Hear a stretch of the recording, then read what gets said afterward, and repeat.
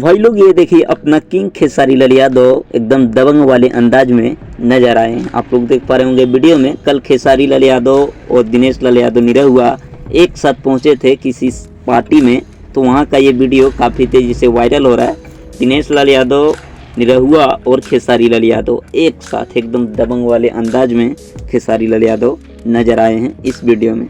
Khesari fans को ये video खूब ज़्यादा पसंद आया। तो दोस्तों ये वीडियो दिखा दो उन लोगों को जो बोलते हैं कि खेसारी का रिश्ता किसी भी सुपरस्टार से सही नहीं, लेकिन आप लोगों को बता दूं खेसारी जैसा इज्जत किसी को नहीं मिलता।